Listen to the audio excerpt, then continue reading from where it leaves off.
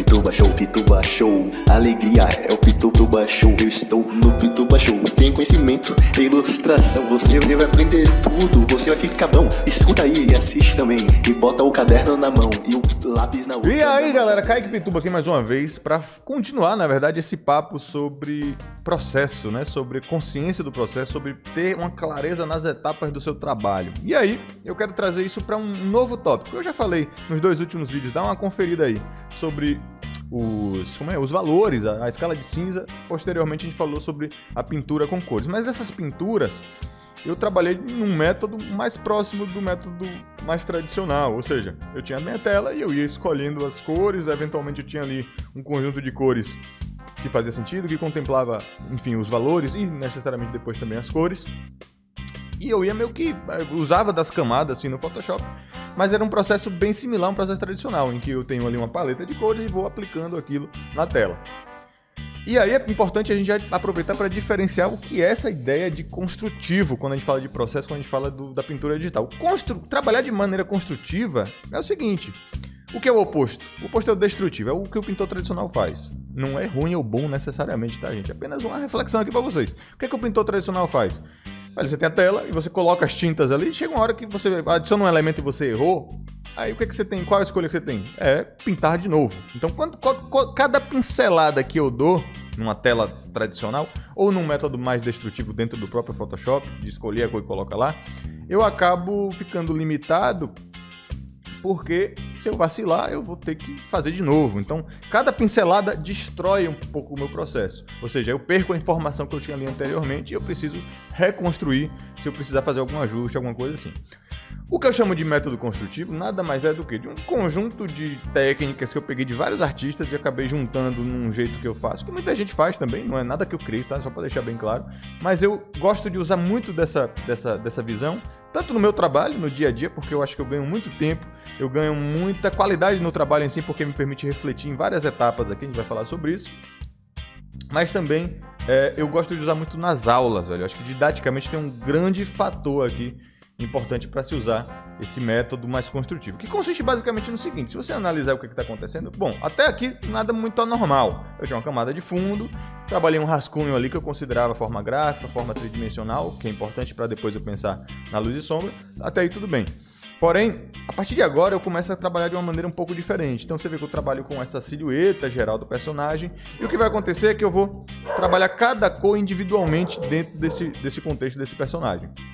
Então, ao trabalhar com cada cor em uma camada diferente, estruturar isso bem colocadinho, bem organizadinho dentro do Photoshop, além de estar mais organizado para mim, eu consigo manipular muito mais tranquilamente o meu processo. E você vê que é isso que eu estou fazendo. Então, alterei a cor de fundo, alterei a cor da frente, coloquei uma cor na camisa ali, mas eu já modifico para se encaixar melhor na paleta que eu estou imaginando. Isso vai acontecer o tempo todo. Então, cada cor que eu coloco ali, eu me permito manipular, ajustar para que aquilo encaixe melhor, para que aquela cor harmonize melhor. Isso vale para várias etapas desse processo depois. Ou seja, o processo está bem dividido em etapas, não só na minha cabeça, né? Não estou eu apenas pensando em separar os valores, separar as cores, luz e sombra. Não. Agora, a própria ferramenta, ela também está segurando um pouco dessa responsabilidade. Eu estou transferindo um pouco da responsabilidade que eu tenho sobre o meu processo para uma estrutura de camadas ali específicas dentro do Photoshop. Então, como eu vinha falando, isso tem esse grande valor de separar as etapas e você refletir muito intensamente em cada momento. No caso das cores mesmo, eu acho que isso é um grande fator responsável por eu conseguir trabalhar bem com cores. Eu colocar as cores e me permitir testar, modificar, ajustar, até chegar naquela paletazinha que eu falo, rapaz, é isso que eu quero, entendeu? Então, não só isso, aliás, diga-se de passagem, que não só isso.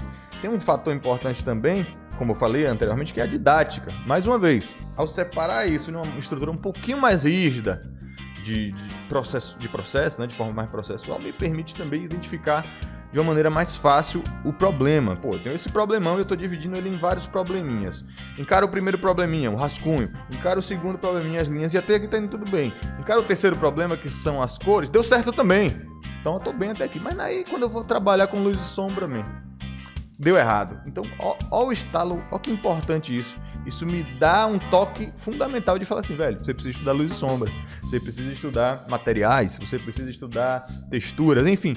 Você consegue desse modo, né, separar essas etapas e refletir mais uma vez individualmente sobre cada uma delas, para depois, posteriormente, você trabalhar de acordo com a sua necessidade, né? Você focar os seus estudos naquilo ou não. Então esse é o grande valor que eu acho que traz de uma forma didática pra gente. É claro que, quando eu trabalho com ele até esse ponto, uma pegada um pouco mais cartoon, que tem linhas, que tem essa sombra mais dura, né? Meio cel shading, né? Aquela sombra e luz dura, eu poderia parar aqui, nesse determinado estilo, por exemplo. Porém, não se limita a isso. Eu acho que isso é o bem legal desse método. Eu não estou limitado a uma estética cartoonizada, digamos assim, entre aspas de ouro aqui, mais simples, de forma nenhuma.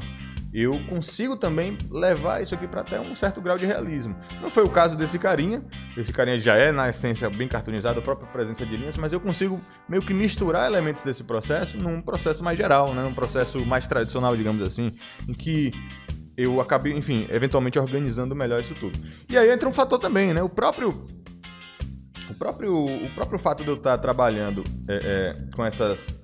com essa separação mais sólida, né, no próprio programa, isso acaba também eventualmente transformando o meu jeito de pensar. Foi a minha experiência, pelo menos, né?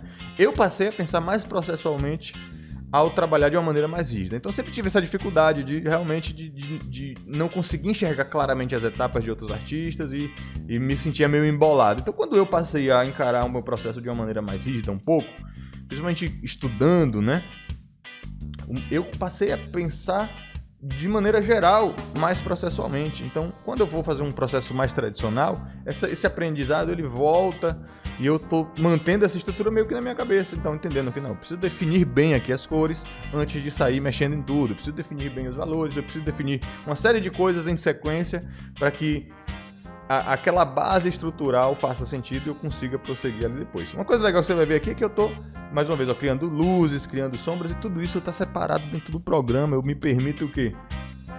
Testar isso separadamente. Eu posso, como vocês vão ver, alterar essa paleta de cores, alterar a cor da luz, alterar a cor da sombra a hora que eu quiser. Isso é a grande vantagem disso daqui. Além, é claro, dessa facilidade que me traz ao trazer a responsabilidade do processo. Não 100%, claro, você ainda é responsável pelo seu processo, mas eu trago um pouquinho dessa responsabilidade, um pouquinho dessa estrutura para dentro do próprio programa, seja ele o Photoshop, Krita, Procreate, enfim. Todos eles têm essa mesma estrutura de camadas e vão ter esses 3 pilares ferramentais, que são a máscara de corte, modo de mesclagem e a própria máscara, certo? São as ferramentinhas básicas aqui que eu uso para fazer isso. Então, na verdade, não é nada nem muito assombroso. Se você quiser, inclusive, já deixa aí no comentário que eu faço um vídeo especificando, entrando na parte técnica, nas minúcias de como chegar num resultado como esse.